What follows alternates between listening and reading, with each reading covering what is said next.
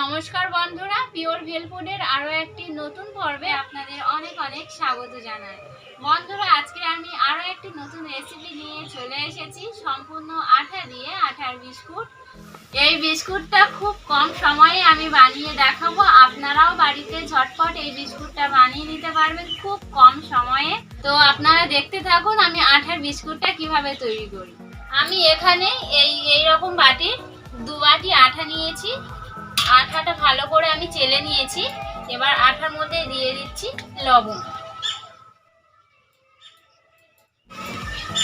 এবার দিয়ে দিচ্ছি এলাচের গুঁড়ো। এলাচের গুঁড়োটা দিলে খুব সুন্দর একটা সেন্ট আসে। এবার দিয়ে দিচ্ছি এই চামচের 1 চামচ কালো জিরে। এবার ভালো করে মাখিয়ে নেব। দিয়ে দিচ্ছি হাফ বাটি সাদা তেল। সাদা তেলটা বেশি পরিমাণে দিলে বিস্কুটটা মুচমুচে খেতে হবে। এবার মাখিয়ে নেব।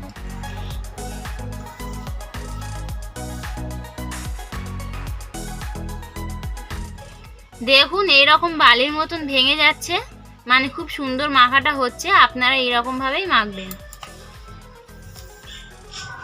ভালো করে মাখিয়ে নিলাম। এটা এবার সাইডে একটু রেখে দিচ্ছি। আমি এখানে একটা বাটি নিয়েছি।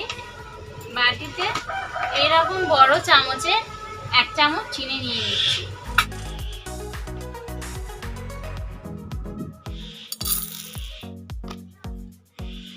এক চামচ চিনি দিয়ে দিলাম আর একই চামচে 2 চামচ জল দিয়ে দিচ্ছি।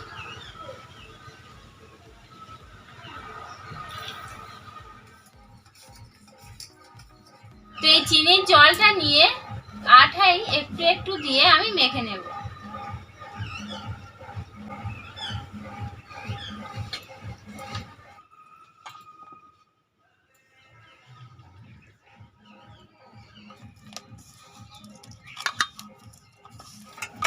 এই দেখুন অল্প অল্প জল দিয়ে আমি একটা ডো তৈরি করে নিয়েছি। এবার একটু আটা ছড়িয়ে এটা বেলে নেব।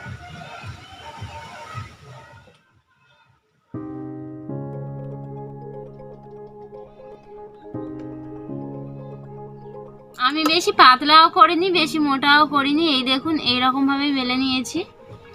এবার এই 2 পাশটা ছুরি দিয়ে কেটে নেব।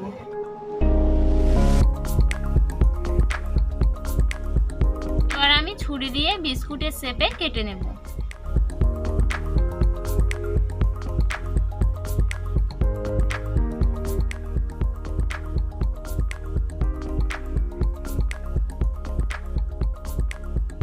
এখানে আমি আমার মতো শেপে কেটে নিয়েছি। আপনারা আপনাদের পছন্দ মতন কেটে নিতে পারেন।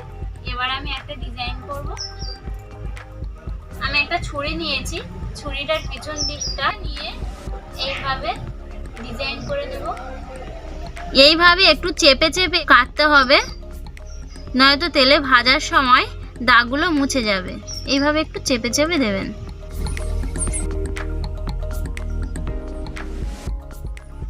এইভাবে আমি প্রত্যেকটা বিস্কুট এই রকম ডিজাইন করে নেব। দেখুন কত সুন্দর লাগছে।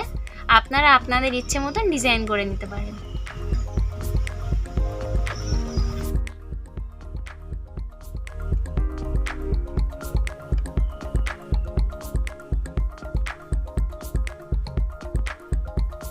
আমার সবগুলো বিস্কুটের ডিজাইন হয়ে গেছে। এবার আমি ভাজার পর্বে চলে যাব।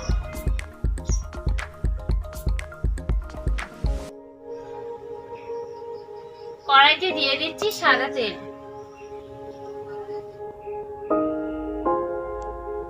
বন্ধুরা, তেলটা তো দিয়ে দিলাম। এবার তেলটা গরম করে নেব।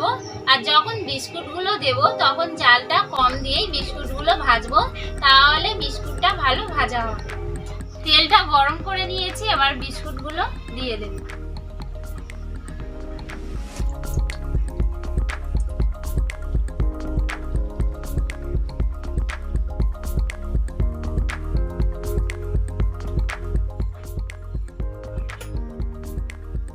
বিস্কুটগুলো দিয়ে দিলাম আর একটু পরে একটু উল্টে দেব বিস্কুটগুলো।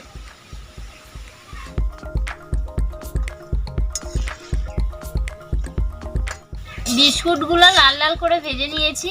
ভাজা হয়ে গেছে, এবার তুলে নিচ্ছি।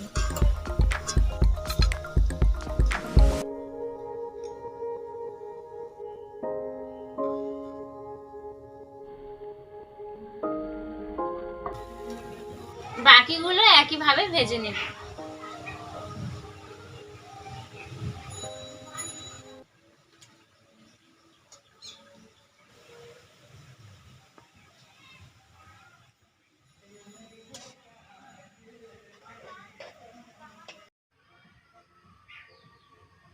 বন্ধুরা, আমার সব বিস্কুটগুলো ভাজা হয়ে গেছে।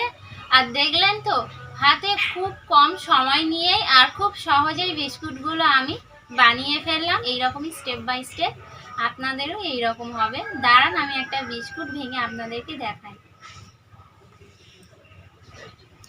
এই দেখুন ভিতরটা কত সুন্দর হয়েছে। বিস্কুটের ভেতরটা একদম খাস্তা আর একদম বেকারির বিস্কুটের মতন।